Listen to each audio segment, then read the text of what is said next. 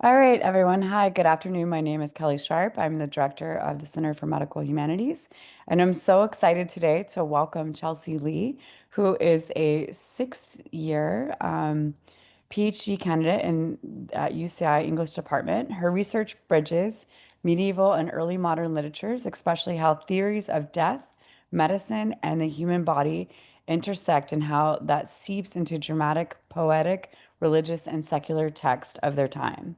Her dissertation, Death Without Dying, Playing Dead on Shakespearean Stage, focused on the trope of false death in Shakespeare's plays and how they can read as an extensions of medieval and early modern death art. So, Chelsea, welcome so much. I'm excited. Thank you so much for taking the time to be here today.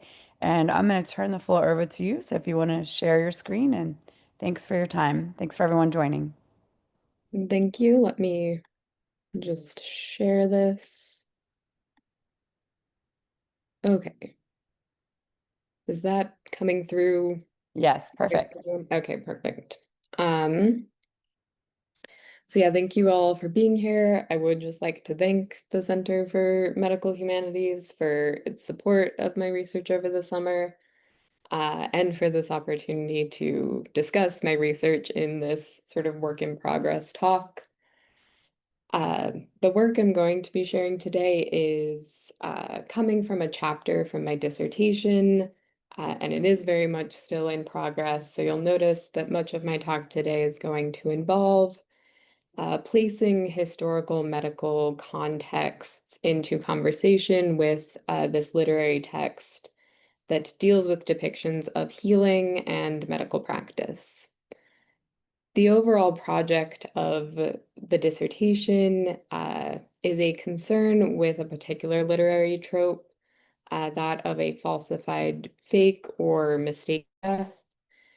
This trope of false or counterfeit death is pervasive throughout Shakespeare's works, and Shakespeare is the author that I primarily focus on in my dissertation. And to clarify kind of the definition of the trope so that we're on the same page, is that I define the false death trope as any moment in a play where either the characters within the play or the audience are led to believe that a certain character has died, but later that death is revealed to have been falsified, misattributed, premature, or mistaken. And perhaps the most famous and obvious example of this within Shakespeare's works that we can think of would be Romeo and Juliet, wherein Juliet, in order to avoid an arranged marriage, takes an elixir that will send her body into a death imitating coma. Um, and while Romeo and Juliet might be the most prominent example, it is by far not the only example, nor is it kind of emblematic of a standard. So, in order to kind of truly understand the way that this trope works, I'm interested in kind of understanding the various ways that playing dead in these texts has different affordances based on the different plays. Um, and notably, kind of as I'm broadly defining the trope, uh, we can kind of find it in around 24 of Shakespeare's works. So kind of we're edging into a vast majority of the things that he does. So I'm kind of interested to think about why um, this particular concept kind of comes up over and over again. Uh, Previous kind of scholarship on this trope or kind of looking at this concept have been more concerned with the idea that, in order to fake a death, you can kind of then generate a resurrection on stage. And the idea that something can be gained from kind of living in that space of death or kind of mimicking death in that way receives a lot less attention. So, uh, these false deaths are often kind of evaluated through their success and often through like the aftermath. So I am interested in pushing back on these types of readings and asking kind of questions about if people can gain knowledge and insight, maybe participate in philosophical or different practices, through these moments where they're kind of put into a false death state. And so what I wish to argue overall in the dissertation is that the trope of false death or counterfeit death evolves at the nexus of various medieval and early modern death arts. It combines the methodology and meditative impulses of the Ars Moriendi with the more embodied and imitative forms of the memento mori. And death arts, broadly defined, kind of evolve as ways to foster um, familiarity with death, explore epistemological, practical, ethical, emotional, and spiritual affordances of our encounters with death, and ameliorate the possibility for a sudden death, which would have been of particular concern during the early modern and medieval periods. And they're meant to be creating these kind of frameworks for preparation and mindfulness. The term Ars Moriendi is specifically referring to 15th century texts, and they're concerned with the art of dying. And in other words, they're kind of the proper way to prepare for death and administer aid to the dying. And these manuals attempt to systematize and define what we can see as a good death. So my work kind of comes in to situate how the trope of false death works more complexly to satisfy the demands of these sort of philosophical and artistic traditions. However, just like any other death art, the motivations, affordances, and ultimate products of a feigned death are mutable and diverse. By turning to Shakespeare's plays where the trope appears and appears over and over again, this project seeks to explore some of those distinct instances of false death, focusing most intently on how the experience of the death impacts the characters and how the theatrical convention functions as an intellectual and spiritual tool, similar to any other death art. And kind of examining the different ways that this trope appears in the different plays, my work brought me to this play, All's Well That Ends Well. And a brief summary of the play, for those not familiar with it, as it's both lesser known and notoriously problematic from Shakespeare's roster. All's Well That Ends Well is a play that follows a character named Helen, who is lovesick. She is also a daughter of a famous physician who is dead when the play begins. She's in love with a childhood acquaintance named Bertram, who's also kind of socially superior to her in the hierarchy. Uh, Bertram has also been called away to the French court, and we open the play with this knowledge that the French king is ill, specifically with the condition of a fistula, and none of his renowned physicians can create an adequate cure for him. Helen seizes the opportunity to use the medical knowledge and recipes that she has kind of inherited from her father to cure the king. Upon the successful administration of medical care, Helen asks for Bertram's hand in marriage as kind of payment for the services that she rendered to the king. Bertram is kind of appalled by this forced marriage, and so he runs away to fight in the war. Helen is not deterred at all by this, follows him into Italy, tricks him into sleeping with her, and then fakes her own death in order to encourage Bertram to return to the French court. And once he has returned, she kind of puts him slightly under suspicion of her death and is able to then reveal herself to be alive, resolve the conflict at the very end of the play. And it is at that moment where she declares that she managed to become pregnant with Bertram's child. And upon hearing this, and we can kind of imagine partially from the relief that he is no longer being accused of her murder, declares that if she truly is with his child, he's now prepared to accept her as his wife. This is a very bare bones and kind of chaotic description of the play, but it gives you some of the broad strokes of what we're dealing with. So the elements of this play that drew me to its content was, of course, the presence of Helen's decision to fake her own death, but more specifically, I was intrigued by the idea that the trope is taken up and used specifically by a prominent female healer of acknowledged skill and efficacy. This led me to questions about the relationship between the knowledge of medicine, the knowledge of death, and how gender played a role in these knowledge communities in early modern England. How did these two categories, that of death and that of healing, intermingle in early modern texts and early modern discourse? This question was further motivated by the way that the rhetoric of death, dying, and killing are integrated into the process of medical care within this play. In the opening scene of Shakespeare's play, the Countess, Bertram's mother, declares that were Helen's father still living, he would find a cure that would be the death of the king's disease.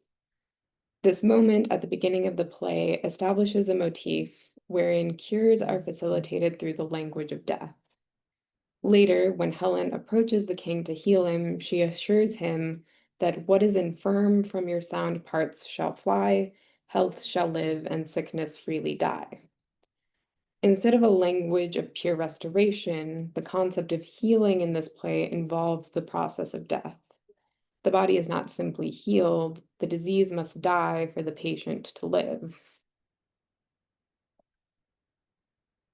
This feels like it stands in contrast to the way we often consider the role of the medical environment or the activation of medical care now.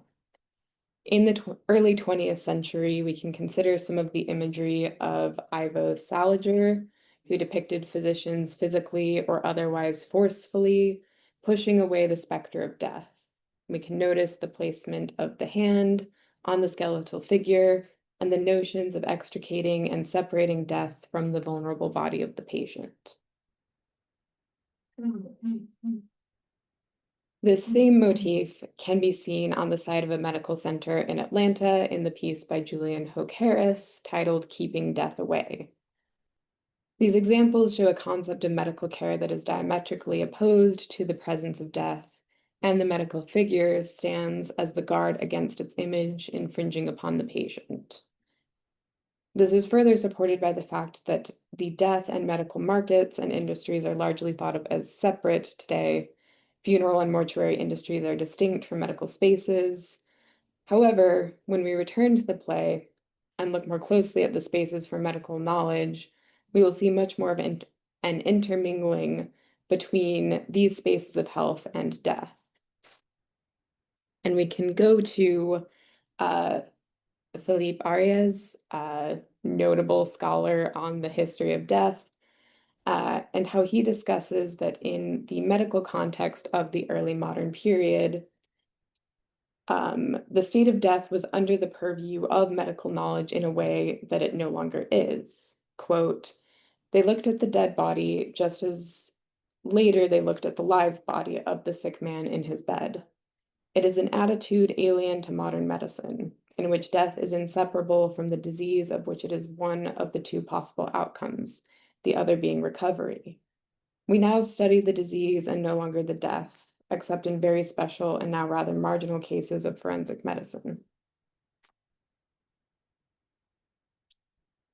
The purpose of my talk today is to then explore these early modern dynamics and how these realms of death and medicine overlapped in the culture and how the play works within the intermingling of these concepts. The idea of my overall research is to link Helen's actions in faking her death as an extension of her healing practice, an idea largely ignored in readings of the play. Helen is a notable protagonist because she is a female doctor. Barbara Howard Traister explains Helen's significance because she is, quote, both physician and wooer, social roles ordinarily reserved for males, but she puts on neither male clothing nor male persona, end quote. Helen is also unique as a healer in Shakespeare's plays because of the prominence of her role. Traister notes, quote, Doctors and healers play few major roles in the drama of Shakespeare. In fact, only Helen, a completely unorthodox healer, has a leading role in Shakespeare's play. End quote. Helen is the healer of the play. In the play, she is specifically referred to as Dr. She, who steps forward and cures the king when all the male physicians had given up hope. Helen does not begin the play as a physician. She uses the knowledge and recipes from her father to accomplish her project of pursuing Bertram.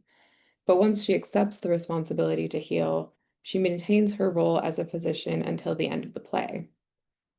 Which is not to say that Helen is not uniquely primed to fill the role from the beginning. As the play suggests, Helen inherits her ability to heal from her father, a doctor of such renown that he is hailed as having the potential to make, quote, nature immortal, end quote, had he not fallen into mortality himself. Her initial motivations to heal may be less genuine, but her skills are refined and justified throughout the narrative. What is also notable about Helen is that she succeeds in healing the king where other notable physicians have entirely failed. Perhaps this can be attributed to the mastery of her father, but we might also be able to read her presence as the directing factor in the efficacy of the cure. At the beginning of the play, we are told that the king has been languishing with his fistula for a period of time and has abandoned his physicians, and his physicians themselves are later described as saying that they cannot help him. Later, a character remarks that neither the knowledge of Galen or Paracelsus were capable of healing the king, yet Helen triumphs while all others had failed. Helen, who is described as a, quote, poor, unlearned virgin, succeeds when the schools emboweled of their doctrine have left off the danger to itself, end quote. When Helen advocates for her capabilities, she credits her father's knowledge while also leveraging something more. She says directly, "There's something in it more than my father's skill, which has the greatest of his profession, that his good receipt shall for my legacy be sanctified by the unluckiest stars in heaven, and would your honor but give me leave to try success, I'd venture the well-lost life of mine on his grace's cure." I would like to posit that Helen activates two realms of knowledge here, both derived from her position as that female healer. The first comes through the invocation of the domestic sphere of medicine through the trade of the medical recipe of her father. The second is in her bringing her own death into the conversation with her power to heal. Let us turn first to the medical receipt that we are told of. The recipe is her father's, but the language also brings up similarities to the most prevalent form of healing in the early modern period, namely the domestic healing, which was largely dominated by women. Elaine Leong and Sarah Pennell, when discussing the recipe marketplace of the early modern period, remark that it has long been acknowledged that the primary arena for medical treatment in the pre-modern era was the household. The decision to call in the services of a physician, surgeon, apothecary, or other forms of paid medical practice usually followed the failure of domestic treatment to cure or alleviate conditions. This hierarchy of resort conspired to make commercial medical treatment an occasional rather than a regular event. Individuals mostly saw their own corporeal care as a domestic matter rather than a cause for outside intervention. Being associated with the domestic space, we also see how this type of medicine was largely considered under the purview of the female healer. Leong and Pennell explained that many of our medical records come from manuscripts that both contain curative and household recipes, a tradition we see in the language used in the play. As Leong and Pennell state, salving the sick at home and in the locality loomed larger in early modern moral idealizations of the good housewife, end quote. Therefore, the intervention of a female physician working from a family recipe book would not have been as entirely novel as the characters of the play seem to suggest. Domestic medicine was by far the most familiar and utilized in the scope of these manuals, and they could be quite broad. Quote, domestic medical activities were focused on dealing with a range of non-life-threatening ailments, although recipe collections do also include treatments for conditions which usually proved fatal, such as plague, the sweating sickness, and rabies, end quote. Leong and Pennell explain how, quote, the ubiquity of domestic medicine and its association with female household skills that are largely seen as intellectually static, tacitly transmitted, and either resistant to or uninteresting for historical inquiry has meant that little attention has been given to the knowledge economy underpinning household medical production. Considering the ways in which medical information was acquired and how it was evaluated as knowledge in the domestic environment is a necessary step in the task of reinscribing the central role played by the household in the early modern medical market. Helen, in the play, participates in this medical market, and we can see her intervention with the king's disease as a form of reasserting this more basic form of medical economy, something that the highly trained and potentially out of touch male physicians are unwilling to consider in the pursuit of cure. Additionally, the female aspect of the healer was also bound up in the way healing was understood as a process in the early modern period, particularly in the feminine personification of nature. In the early modern period, there was considered a tripartite system to healing disease. It was a collaborative process between God, the physician, and the body's nature. What we now understand as a person's natural healing factor was, in the early modern period, seen as an active and independent entity existing within the body. While largely based in the Hippocratic and Galenic traditions, this nature entity was often an aspect of early modern care that transcended the boundaries of different educational disciplines.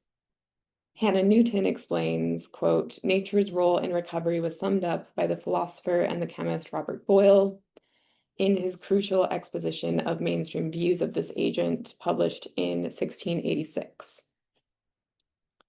Boyle states, men are wont to believe that there resides in the body of a sick person a certain provident or watchful being that industriously employs itself to restore the distempered body to its pristine state of health, end quote.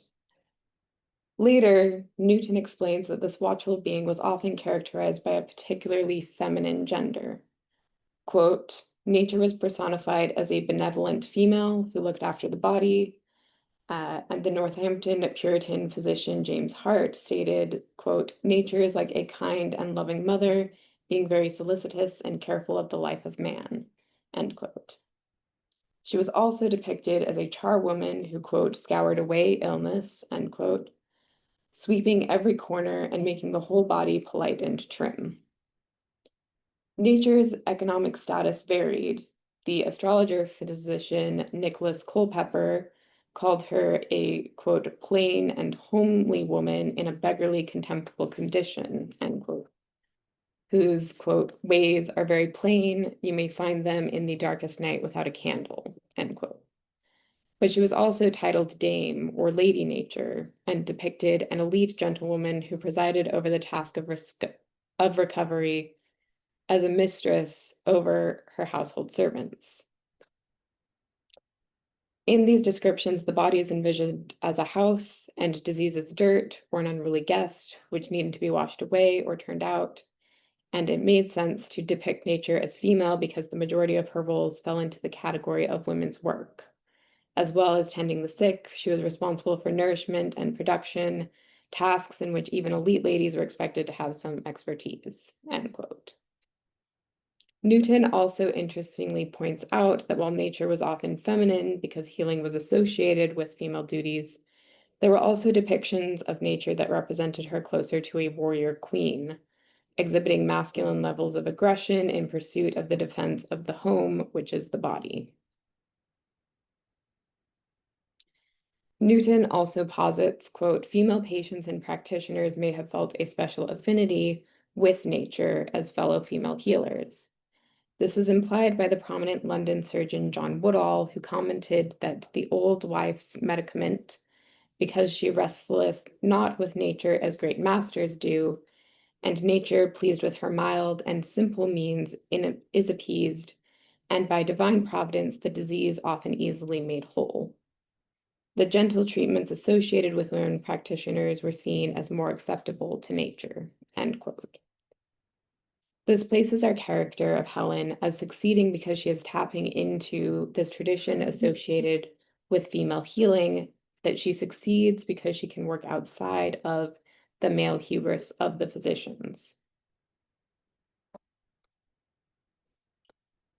It is in her famous soliloquy that Helen transforms into the role of healer. When Helen realizes our remedies oft in ourselves do lie, we see her claiming that healing power for herself. When asked about her motives to follow Bertram to the court, Helen reveals her inherited medical knowledge, stating, "You know my father left me some prescriptions of rare and proved effects, such as his reading and manifest experience had collected. Amongst the rest, there is a remedy approved, set down, to cure the desperate languishings whereof the king is rendered lost." Helen's resolution for a remedy within herself is not merely empty words. In this moment, we see Helen having both the will and the knowledge to find the remedies she seeks. When the Countess doubts her ability to be accepted at the court as a healer because she is a poor, unlearned virgin, Helen responds with conviction that there's something in it more than her father's skill. She pushes her abilities beyond just the domain of her father, and by reading the cultural perception of female healers, we might be able to see this as a moment reaching back to these types of medical traditions. While Helen uses the role of a physician to pursue her own self-interests, this moment displays her assertion of her own identity as a healer. She is confident that she has more than just her father's skill, and she connects the endeavor to her own legacy and her own life. As Traister notes, Helen is an unorthodox healer, and while she is not recognized institutionally as a physician, there is no doubt within the play and within herself that she occupies that role. But what exactly does Helen cure the king of? In the text, we are told directly that the king is suffering from a fistula. However, this does open up some ambiguity in the text that can direct our understanding of Helen's medical knowledge. In broad strokes, a fistula can be explained as an improperly treated wound or infection that in the process of draining actually carves out a channel that then extends the wound to other places in the body. The use of the term within the play could indicate an improperly treated wound on the breast of the king, wherein a pocket was allowed to fester and swell. Commonly, however, the term fistula was used to indicate shorthand for an anal fistula. This type of fistula was often considered the more concerning and difficult to cure, mostly because of the exposed wound being constantly exposed to the waste from its location in the anus. The text of the play does little to disambiguate what kind of fistula we are dealing with, but the associations within the play often lean towards a type of sexual undertone to the type of healing that Helen accomplishes. And it's important to note that within the context of the play, we never see the healing take place directly. It happens entirely off stage, and the exact process that is applied is not described to the audience. There are a couple of characters who suggest through innuendo that the king has simply experienced a sexual rejuvenation, possibly as a way to diminish Helen's role as a medical healer. However, that being said, Helen healing the king through sexual knowledge would not necessarily be entirely outside of the realm of possibility. Aside from the general household domestic medic, the most recognized form of female healer in the early modern period would have been the position of midwife. Knowledge of birth and reproduction were still considered the domain of the female healer, even as formalized medical education began to shift the power dynamics of the medical field. The idea that Helen might have sexual and reproductive knowledge is supported later in the play when she uses a bed trick to get Bertram to sleep with her. We watch in the play as she gives directions to have Bertram take her virginity, but then to stay with her for an hour in silence, a moment that some have attributed to a process or ritual that might ensure conception. Helen goes through this whole process because Bertram left her with a letter instructing that he will not truly be her husband unless she can somehow get his ring on her finger and conceive his child. In the accomplishment of these goals, we see Helen displaying a certain degree of sexual medical knowledge.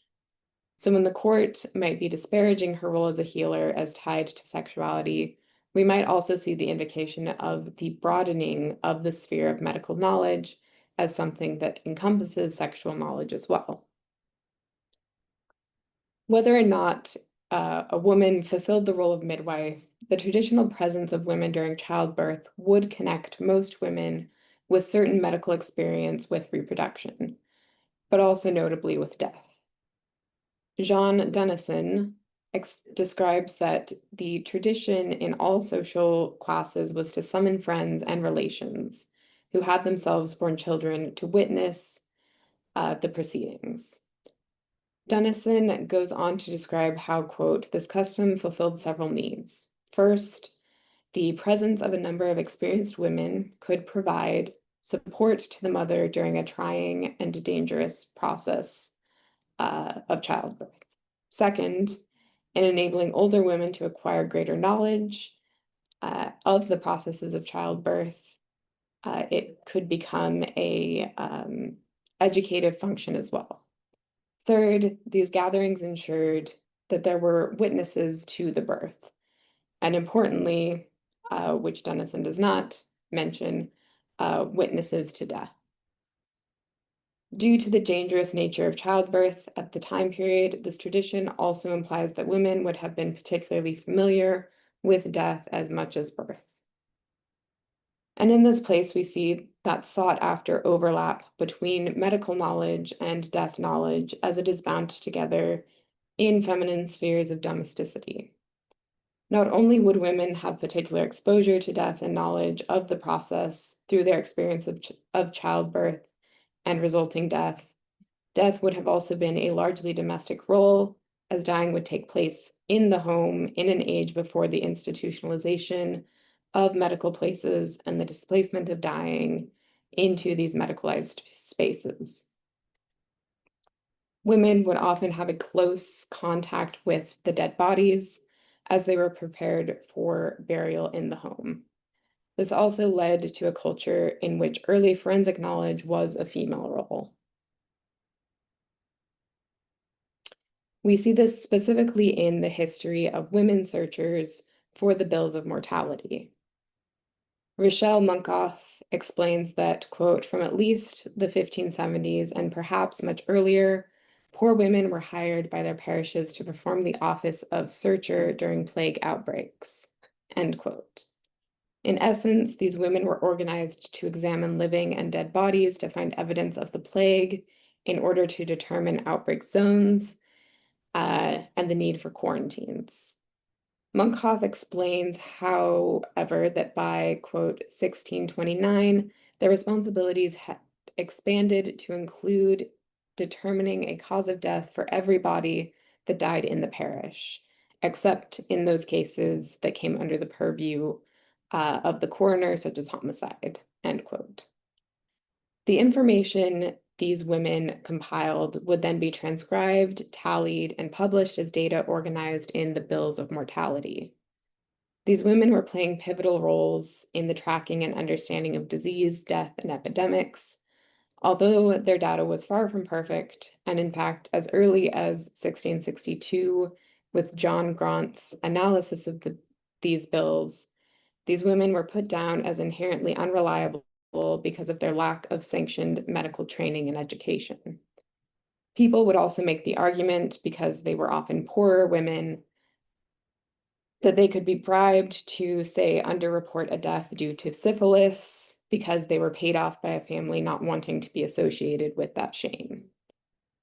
As such, Munkoff explains that while the bills of mortality were accepted as central to our understanding of disease and death data, the contribution of the female searchers has been repeatedly denigrated and minimized as ignorant and unreliable.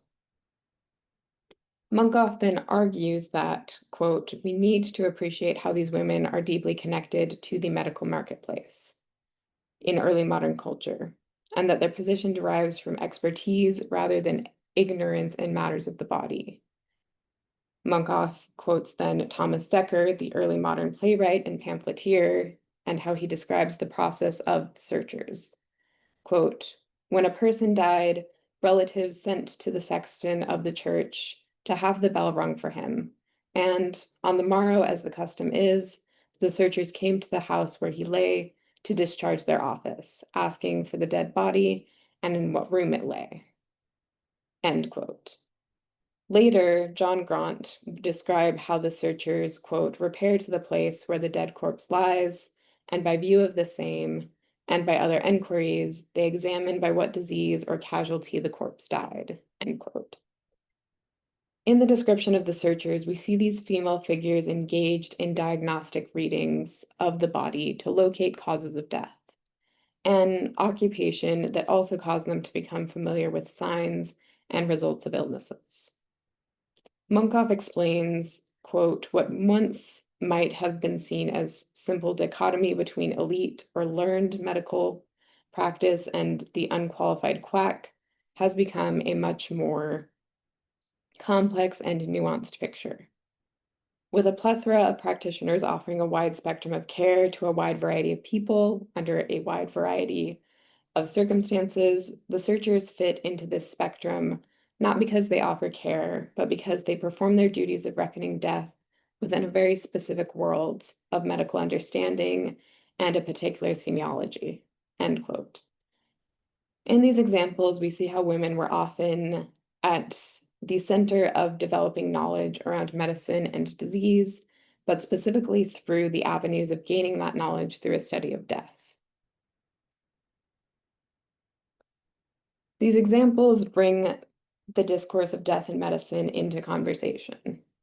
While Helen does not necessarily fit into any of these groups, nor do I wish to suggest we read her as a direct reference to any of these occupations, I think what we can attribute to this research is a more complex web of medical knowledge that is intrinsically tied to knowledge of death and that is pursued by female actors. Perhaps Helen can succeed because she activates these different registers of knowledge. The idea that she can heal the king because she has knowledge of traditional medical recipes, combined with sexual and reproductive knowledge, as well as an understanding and ability to perceive the signs of death, is what allows Helen to cure the king where others have failed. Making these connections can also help us to reinterpret Helen's decision to fake her own death. I want to argue that Helen's decision to fake her own death still acts within the purview of her medical knowledge. Specifically, we might look at her decision as an acquisition of death knowledge meant to support a vicarious medical experience. In the beginning, when I was describing the project of my dissertation, I organized it around the idea that these instances of false death could be different ways to perform early modern death arts. In my research on recovery methods of the early modern period, I discovered that there was a genre of literature highly influenced by the Ars Moriendi that was the art of recovery, opposed to the art of dying. These were specifically didactic texts formed from authors ruminating on their near-death experiences. Timothy Rogers, a Presbyterian minister, told his parishioners that, quote, "In his discourses you will find a relation of some part of my affliction, which he hoped would be able to enable them to experience vicariously the motion from suffering to ease." This emphasis on vicarious knowledge acquisition by putting yourself in the position of the person recovering from a brush with death we might be able to recontextualize Helen's actions as an actualization or a performance of this type of vicarious experience. She puts herself in the position of the dead and then demonstrates a process of recovery at the end of the play. We might also be able to read the ending of the play as Helen pushing the characters into the crisis of disease or the critical expulsion. This is a concept in Galenic texts that is regarded as the turning point in illness, whereby the sick is either brought to recovery or death. During the early modern period, this theory posits that a major and swift evacuation was needed to remove the infecting influence and allow for cure. However, this violent form of evacuation and expulsion would bring the body violently close to death. Once again, we see the process of death and health intermingling along the thinnest of lines here. In this perception of healing, death must be approached as closely as possible if one is to recover from illness. They are not presented as opposite ends of the spectrum, but rather situated right next to each other. When Helen fakes her death, she creates a crisis moment in the French court and leads to a frankly chaotic final scene. In medical terms, recovery depended on creating a, quote, perfect crisis, which is described as a crisis that evacuates all the vicious matter, and an imperfect crisis is that which evacuates but some part of it. Whether or not we are able to see this ending scene as a perfect or an imperfect crisis is pretty much the question of the entire play. Is all well because we have ended things well? Have we achieved a perfect crisis where the bad elements have been ejected and we can move forward with the recovery of the king, the relationship between Bertram and Helen, and by extension, the communities in which they belong? As a final path of my research, which I have been considering, and in regards to these readings of this instance of false death, I have also considered how we might read the possibility of the pregnancy as proposed at the end of the play. I've been attempting to demonstrate that Helen achieves her goals through a synthesis of death and medical rhetoric, through her position as a female healer and the cultural traditions associated with that role. However, there is another medical figure associated with medical symbology that is inextricably linked with the iconography of death as well. And in this, I'm thinking mainly of Asclepius, the god of medicine, who is often associated with medical iconography to this day. In myths, Asclepius is the son of Apollo, who becomes such a prolific healer that he can even raise the dead, a feat for which he is punished and killed by Zeus, and then later raised into a constellation. Cults of Asclepius are often associated with foundations of medical knowledge, and his name is even referenced in the Hippocratic Oath. In the early modern period, we see his association with both death and medicine most directly in Edmund Spenser's The Faerie Queene, where Duessa calls upon his healing powers in the underworlds. What is also notable is that in many of his myths, Asclepius is a baby born from a dead mother through a cesarean section.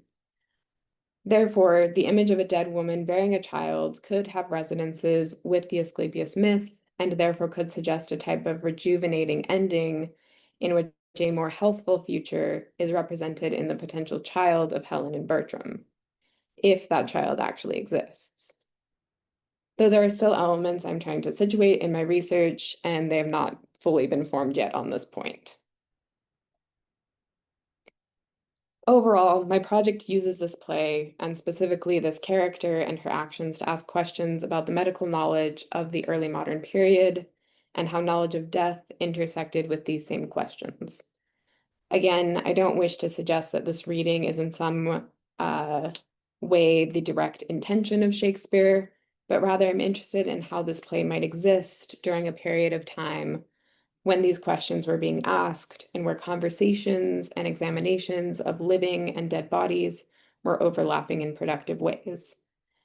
Not only do the historical medical texts help us to understand and interpret aspects of this play, in new and interesting ways. I think the specific way this play blends health and death makes it a uniquely suitable text to bring these historical texts into conversation with each other, especially in the way it helps us to think about women's roles in the acquisition and implementation of medical and death knowledge. And this is in part important because these roles have often been undermined in the historical narrative up to this point, and it is the purview of the medical humanities to explore the affordances of these records and the context they can provide, both in how the medical field worked and developed historically, but also how this knowledge can help us to reflect on our medical processes and biases today. Thank you.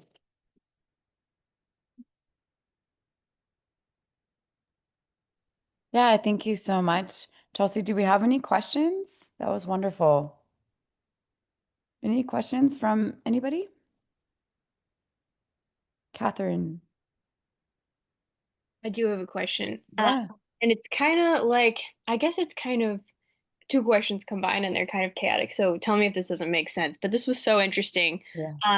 And I'm really like, I was especially fascinated by the idea of a kind of internal feminized nature as being kind of a part of everyone's body, like not just women, especially when you were listing the different ways in which that feminized figure is framed.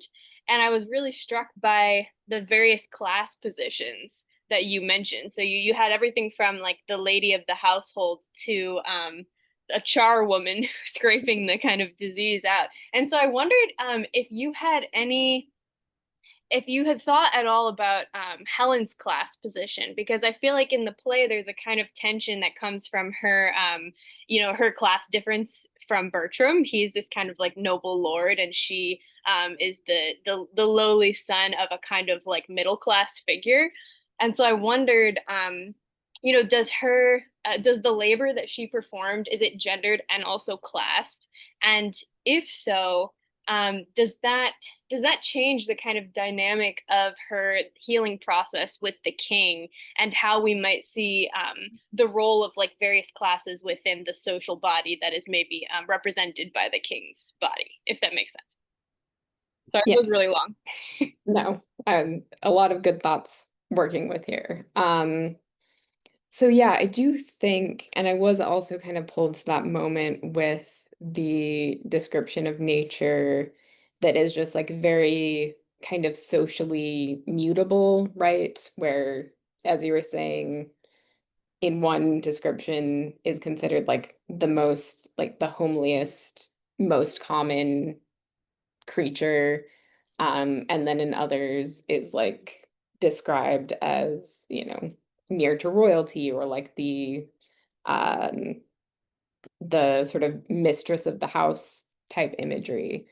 And I do think, in the scope of this paper or this talk, I wasn't really able to focus on the class dynamics, but I do think, right, that that is a major element also of her position as a healer, and also her position in the play is that she represents this kind of outside force into the French court. Um, and that's really like the whole reason that Bertram provides for not wanting to marry her is that she is of lower class, and he doesn't want to, sully himself with that.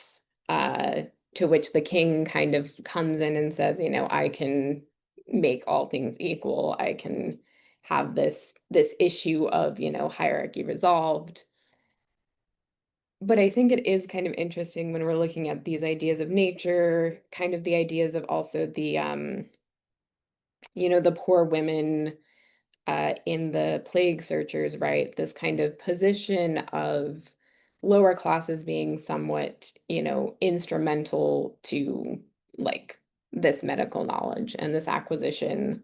Uh, and I think I'm kind of moving towards a reading that I don't know if I fully agree with yet, but that there is kind of a potential reading of this play that like part of the healing process of the community, where like, the king is sick, the entire nation is in the midst of a war, there's a lot of problems with kind of, heirs and the issue of kind of like blood and the next generation.